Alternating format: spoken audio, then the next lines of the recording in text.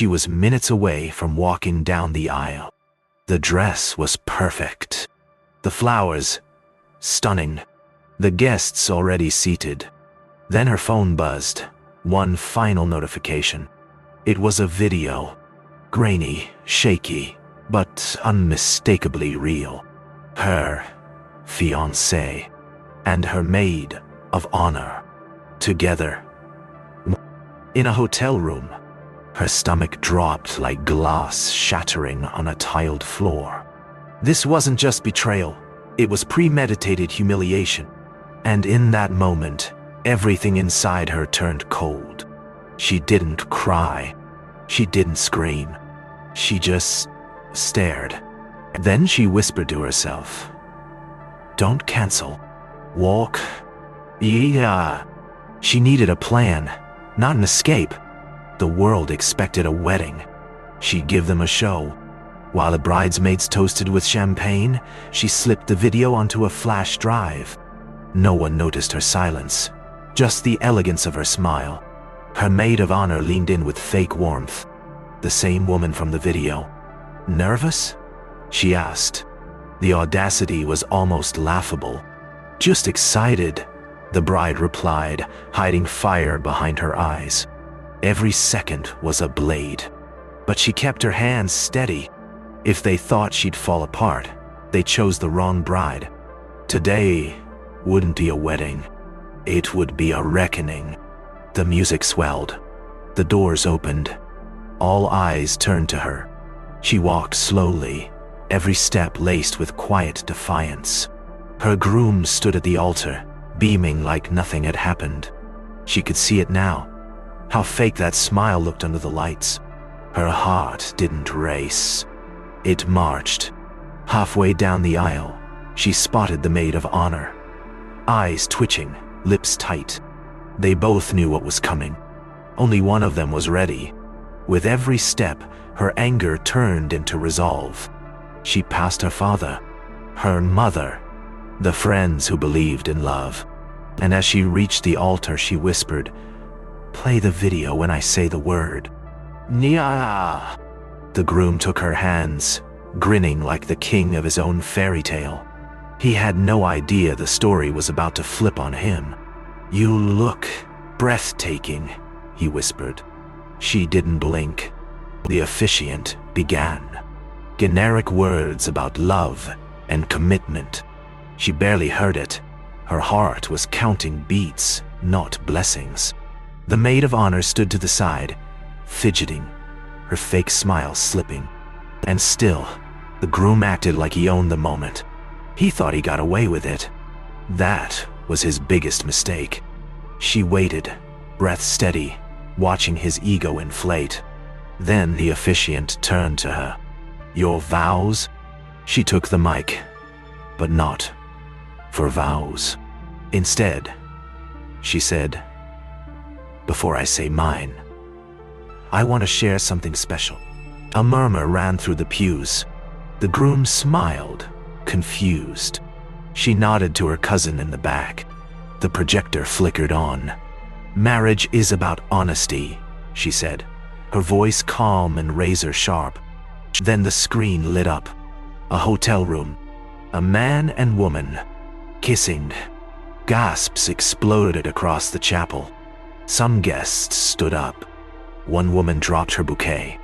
The groom turned pale. The maid of honor froze like glass. "Recognize them?" she asked the crowd, eyes never leaving him. "That's your best man, sweet. And that's ye my maid of honor." "Ah?" The silence snapped like thunder. Whispers turned into shouting. Phones came out. Someone started recording. The groom tried to speak, but his words dissolved into stammers. The maid of honor turned away, face crumbling under the spotlight. "You cheated," the bride said, clear and cold. "And you lied." He reached for her hand. She pulled it away like fire. "This isn't heartbreak," she said. "This is exposure." Then she turned to the guests. "Thank you for coming to the unwedding tour." Chairs scraped. People stood. The room spun in disbelief. But she walked off that altar, taller than she ever had before. She didn't look back, not once. Behind her, the chapel boiled with whispers and camera flashes. Her phone vibrated non-stop. Texts, missed calls, notifications flooding in. She glanced down and saw it. The video was already online. This bride just exposed her cheating fiancé during their vows. Oh, no. The caption hit harder than champagne ever could. She smiled, a quiet, dangerous smile. They tried to break her. Instead, she went viral. Every step away from that altar felt like freedom, and the world was watching. Hours later, she sat alone in the dressing room, still in her gown. The mascara had run, the lipstick faded, but she felt untouchable. Thousands of comments poured in, some shocked, others inspired. Strangers called her a hero, a legend, a queen. One message read, "You just saved someone else from marrying a liar." She didn't plan to be a symbol, but maybe symbols don't plan either. Her mother knocked gently. No questions, just a hug. That was the first time she cried, but it wasn't sorrow anymore. It was relief, power, closure. Sometimes the best way to end a fairy tale is to rewrite it. By the next morning, the video had millions of views. Major outlets picked it up. Headlines screamed, "Bride turns wedding into revenge showdown." The groom's face was everywhere, but not for the reasons he hoped. And the maid of honor, she disabled her accounts overnight. But the bride? She rose like wildfire. She was invited to interviews, podcasts, talk shows.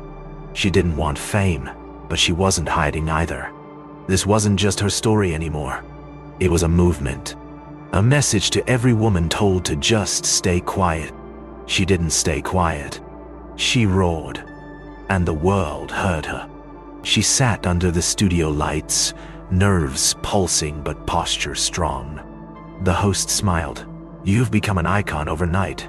How does it feel?" She paused. Empowering, terrifying, necessary. The audience clapped. Some even stood. They already knew the story. "Why didn't you just walk away?" the host asked. She answered simply, "Because silence protects liars." The clip would be replayed millions of times. Not for the drama, but for the dignity in her fire. It wasn't revenge anymore. It was revolution. And she wore it like armor. Messages turned into stories. Stories turned into voices. One by one, women came forward. Inspired, emboldened, unafraid. They shared betrayals, breakups, and the moments they stayed silent. Now they weren't silent anymore. The bride hosted a live stream, not for fame, but for healing. Tears flowed. Laughter cracked through scars. "You gave us permission," one woman said, voice shaking. "I just lit the match," she replied. "You carried the fire." It wasn't about the altar anymore. It was about rising from it. Weeks passed.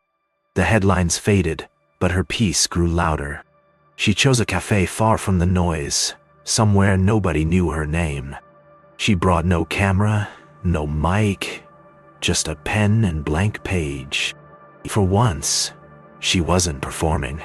She was remembering. Not the betrayal, but the moment she stood up anyway. She wrote her own vows. Not for a man, for herself. "I promise to never dim my fire," she scribbled. "I vow to walk away when I deserve more." It wasn't a wedding, but it was a beginning. And this time, she was the only one at the altar. While she rose, he vanished. The groom's world crumbled beneath viral headlines and public shame. No job offers. No friends returning his calls. Even his parents stopped defending him online. He replayed the video over and over, trying to erase the evidence. But the internet doesn't forget, and neither did she. He reached out once. She never answered. What could he possibly say that hadn't already been exposed? He built his world on lies and watched it collapse in real time. And now he lived in the silence he tried to give her. The maid of honor vanished too, but hers was a quieter downfall. No interviews, no statements, just whispers in group chats and blocked numbers. She watched the video go viral from the corner of a hotel lobby. The comments were brutal. Her face had become a warning sign. She destroyed her friend's wedding for a fling, one post read. Her apology drafts filled an entire notes app, but none got sent. The betrayal had been real. The consequences even more so. She wasn't just exposed, she was erased. Every choice echoes louder in public, and hers screamed betrayal. She didn't need closure from them. She gave it to herself. On her original honeymoon date, she took herself to the coast. No groom, no guests, just her, the ocean, and a horizon untouched. She stood barefoot in the sand, the wind brushing against her skin. For the first time in months, she felt weightless. She laughed, really laughed, for no reason at all. It wasn't about revenge anymore. It was about reclaiming peace. She'd walked away from lies and found something better. Clarity. The waves didn't ask questions. They just kept moving. And so did she. 1 year later, her story lived on, in pages, not headlines. She turned the wedding that never was into a memoir no one could ignore. It wasn't about revenge. It was about survival, growth, and power. The book tour surprised her.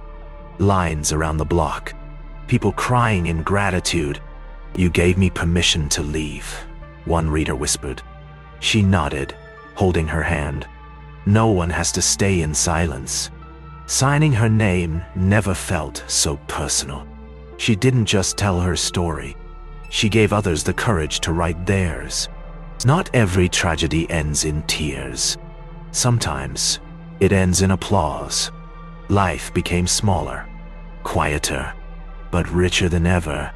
No more fake smiles or filtered love. Just real moments, rooftop dinners, unfiltered laughter, late-night honesty. Her circle was smaller now, but every person in it was gold. Someone asked, "Do you ever think about what could have been?" She smiled, eyes soft. "I think about what was." There was no more haunting silence, only chosen quiet. She rebuilt from the ashes. Not a palace, a home. Not everyone gets a second chance to find themselves. She didn't find herself. She chose herself. She stared out at the lights. No dress, no vows, no crowd. Only the sound of her breath, steady and sure. What began as heartbreak had become something sacred. Not the video, not the drama, but the moment she refused to stay small. Some people get their power from applause. She got hers from walking away. She didn't ruin her wedding. She rewrote the ending. The altar didn't break her. It revealed her. And as the wind wrapped around her shoulders, she whispered, "I do." But this time, it was only to herself.